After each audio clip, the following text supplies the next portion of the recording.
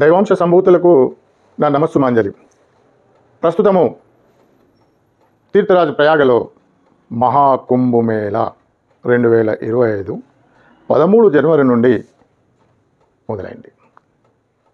ఆఖరి స్నానము శివరాత్రితో ఈ యొక్క మేళ ముగుస్తుంది. ఎందుకు ఇంత విశేషత? అసలు ఈ మేళ ఎప్పుడు స్టార్ట్ అయింది, ఎప్పుడు మొదలైంది, దీని యొక్క ఎవరు నిర్ణయకర్తలు అంటే మనకు సత్యుగానికి వెళ్ళాలి. పౌరాణిక కథను అనుసరించి ఆ అమృతము చిలికిన స్థలంలో కుంభ మేళ జరగడము గ్రహాల గమనాన్ని బట్టి, నక్షత్రాల గమనాన్ని బట్టి నిర్ణయించిన ఋషులు, మునులు, తపస్సులు, యోగులు వారి నుండి మొదలైంది. ఇప్పటి వరకు సనాతనము ఆది నుంచి మొదలైన ఈ కుంభమేళ మనము చూస్తున్నాము. దీనివల్ల సామాన్యులకు ఏం లాభము, అసామాన్యులకు ఏం లాభము, తపస్సులకు ఏం లాభము, ఉపాసకులకు ఏం లాభము, సాధకులకు ఏం లాభము, ఆరాధకులకు ఏమో అంటే అందరికీ కళ్యాణం అగును ఈ కుంభమేళ వల్ల. ఎలా అనేది మీకు ఒక చిన్న వివరణ చెప్పదలుచుకున్నాను.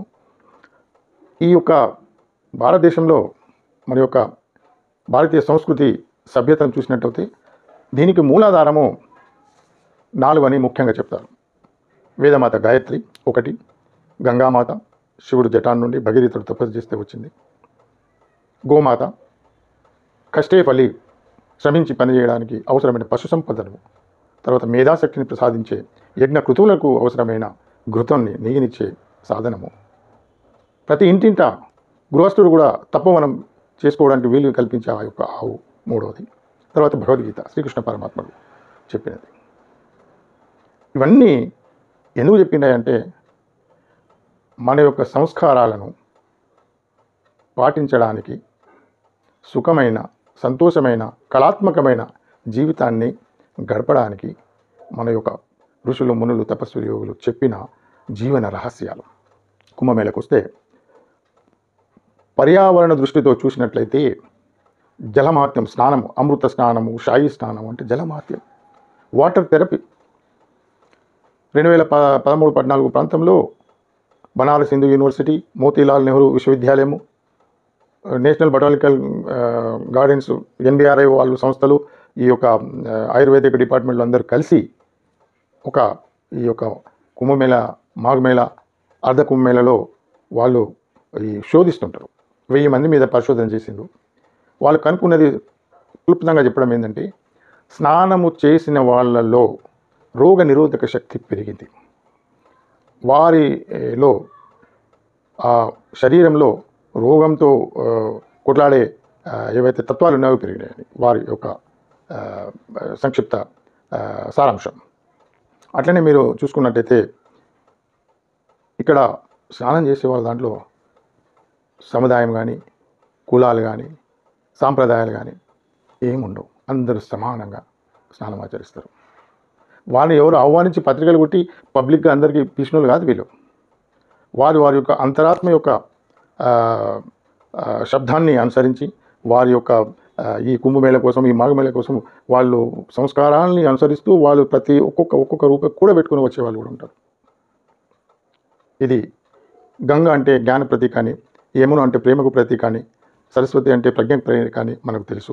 ఇది సామాన్యంగా అక్కడ ఎన్నో విషయాలు కుంభమేళకు తెలిస్తే అవగాహన పెరుగుద్ది. ప్రతి రాష్ట్రం నుంచే కాకుండా ప్రతి దేశం నుండి సనాతన ధర్మ ప్రియులు ఒక జాల చేరుతారు. వారి యొక్క విద్వతను అక్కడ ప్రదర్శిస్తారు. కొత్త విషయాలు మనం నేర్చుకోవడానికి అవగాహన మనకు అవుతుంది. ఆ రకంగా మనము ఎన్నో కొత్త విషయాలు నేర్చుకుంటాము ఈ కుంభమేళ ద్వారా. ఎంతోమందికి ఉపాధి, కొన్ని కోట్ల మంది ఈ సంవత్సరం చూసినట్టయితే 13వ తారీఖు నుంచి ఇవాళ వరకు ఈ యొక్క 11 రోజులలో 10 కోట్ల మంది స్నానానికి వచ్చిందని ఒక సమాచారం. ఇది ఒక రికార్డు, ప్రపంచ రికార్డు. ఈ రికార్డును బద్దలు కొట్టాలంటే వేరే దేశంలో ఎవరు కొట్టరు, మన దేశమే ఈ రికార్డును బ్రేక్ చేసేది మనమే. మళ్ళా ఇంత పెద్ద పండగ, ఇంత పెద్ద సంతోషం, ఇంత పెద్ద ఆనందదాయకమైన విషయము, దీనివల్ల చైతన్యం పెరుగుద్ది, ప్రజల్లో శ్రద్ధ పెరుగుద్ది, విశ్వాసం పెరుగుద్ది, ధైర్యం పెరుగుద్ది, ఒక దృఢ నిశ్చయం పెరుగుద్ది, ఒక సంకల్పం లేని వాళ్ళకు ఒక సంకల్పం దొరుకుద్ది. ఇది కుంభమేళ యొక్క ఫలితం. ఎందుకంటే కొన్ని కోట్ల మందిలో ఎన్నో నానా రకాల వ్యాపారాలు చేసేవాళ్ళు, నానా రకాల దుకాణాలు మనకు కనిపిస్తాయి, నానా రకాల జీవన వైవిధ్యం మనకు అక్కడ కనిపిస్తుంది. ఒకరు సాధువులు, ఒకరు అఘోరాలు, ఒకరు మహాత్ములు, ఒకరు మునులు, ఒకరు తపస్సులు, ఒకరు సంసార జీవితం కల్పవాసం చేసేవాళ్ళు, ఒకరు యజ్ఞ యాగాదులు చేస్తున్నారు, ఒకరు వ్యాపార దృష్టిగా పోయిన వాళ్ళు ఉన్నారు, ఒకరు వారికి రవాణా సౌకర్యాలు కల్పించే వాళ్ళు ఉన్నారు, ప్రాథమికమైన వస్తువులు ఆహారానికి సంబంధించిన వాళ్ళు ఉన్నారు, అన్నప్రసాదాలు పంచే వాళ్ళు ఉన్నారు, వారికి వైద్య సేవలు అందించే వాళ్ళు ఉన్నారు, కనీస వస్తువులు అక్కడ చేర్చే వాళ్ళు ఉన్నారు, వాళ్ళ యొక్క సురక్ష కోసం ఉన్న వాళ్ళు ఉన్నారు. ఎటువంటి కష్ట నష్టాలు లేకుండా నిర్విఘ్నంగా అంతా బాగా మేల జరగాలని రక్షణ వ్యవస్థ, పోలీసు వ్యవస్థ, నీటి వ్యవస్థ, ఆరోగ్యకరమైన నీరు దొరకాలని, ఎటువంటి మురికి కానీ మాలిన్యం కానీ ఉండకుండా ఉండాలని ఎన్నో మంది దీని వెనుక పనిచేసే వాళ్ళు ఉంటారు. ఎంతో సామాగ్రి అవసరం ఉంటుంది. దగ్గర నేను అనుకుంటా 108 దేశాల కంటే ఎక్కువ జనాభా ఇక్కడ ఈ 45 రోజుల కుంభమేళలో వస్తారు. అంటే ప్రపంచంలో ఉన్న 108 దేశాల కంటే జనాభా ఎక్కువ, అంత జనాభా ఇక్కడికి వస్తారు. మరి దీనివల్ల ఎంతో చేతి పనుల వారికి, వృత్తి పనుల వారికి, వ్యాపార వర్గానికి ఎంతో వ్యాపారం జరుగుద్ది. దానివల్ల ధన వినిమయం, ధన సంచాలనం జరుగుద్ది. ఒకరి చేతి నుండి ఇంకో చేతి ప్రయాణం జరుగుతుంటుంది. ఆనందదాయకమైన విషయం ఏంటంటే, రకరకాల వారి యొక్క కళలను ప్రదర్శించడానికి నర్తకులు, నర్తకీమణులు ఆనంద ఈ యొక్క రకరకాల సంస్కృతుల సభ్యతల నుండి వారి యొక్క ప్రదర్శించి వచ్చిన వాళ్ళు ఉంటారు. ప్రగతి ఉన్నది గురించి చెప్పాల్సిన ప్రదర్శని అక్కడ ఒక ఉంటుంది, అది చూడాల్సింది. ఇది కుంభమేళ యొక్క వైవిధ్యమైన విశేషత. మనము పర్యావరణ దృష్టిని చూసినా, అవగాహన దృష్టిగా చూసినా, మన యొక్క పనులు, చేతి వృత్తి పనులకు కానీ, మన యొక్క ప్రతి చేతికి పని అనే దానికి విషయంలో చూసినా, డబ్బు విషయంలో చూసినా, ఆనందదాయకమైన విషయం చూసినా, ఇవన్నీ అక్కడ మనకు చూడడానికి ప్రదర్శనము ఒక్కటే జాగా కనిపిస్తాయి. ఇంకా చెప్పాలనుకుంటే ఈ యొక్క యజ్ఞ యాగాదులు అక్కడ చేస్తారు. దానివల్ల నానో ఐటమ్స్ రిలీజ్ అవుతాయి. ప్రదర్శన మీరు సైంటిఫిక్గా చూడొచ్చు. దానివల్ల 1 ఇంచు వైశాల్యంలో 21 కింద 18 సున్నాలు పెడితే ఎన్ని మిలియన్స్ ఉంటో అన్ని మిలియన్ నానో ఐటమ్స్ రిలీజ్ అవుతాయి ఒక యజ్ఞంతో. ఎంతోమంది యజ్ఞం చేస్తారు. ఆ ఏరియాలో ఒక దివ్యత్వము వెలువడుతుంది. నాకు జీవులకు నష్టం కలిగించే ఆ విజాతి శక్తులని అక్కడ నుంచి చెల్లెచెదరైపోతాయి. ఎయిర్ క్వాలిటీ ఇండెక్స్ పెంపొందుతుంది. ఇటువంటి మహాకుంభమేళ నభూతో నభవిష్యతి ఒక భారతదేశంలోనే జరుగుతుంది.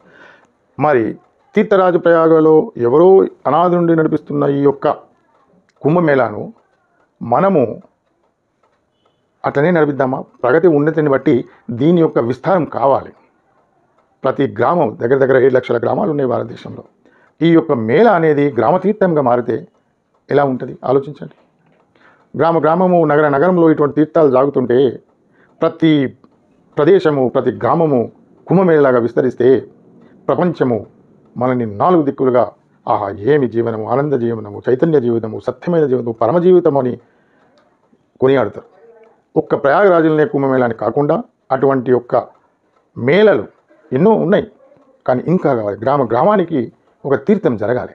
అప్పుడు ఉన్నతి, ప్రగతి పెరుగుద్ది. ప్రతి ఊరిలో గృహ ఉపయోగ వృత్తి సామాన్లు తయారు కావాలి.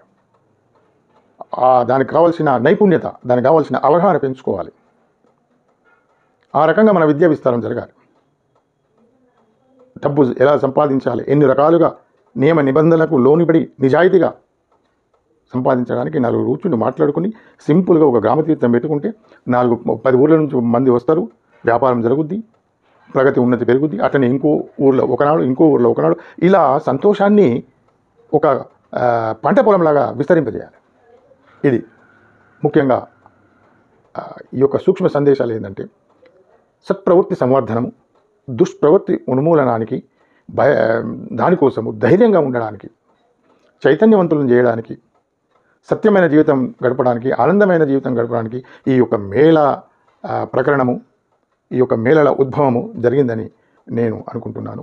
ఈ యొక్క కుంభమేళ అంత పెద్ద కాకుండా వారు అక్కడ వారి ప్రాంతాల్లో గ్రామ తీర్థాలను ఈ యొక్క కుంభమేళ లాంటిది ఏర్పరచుకుంటే బాగుంటుందని నా విచారము, నా విశ్వాసము. ధన్యవాదాలు. అందరికీ నమస్తే.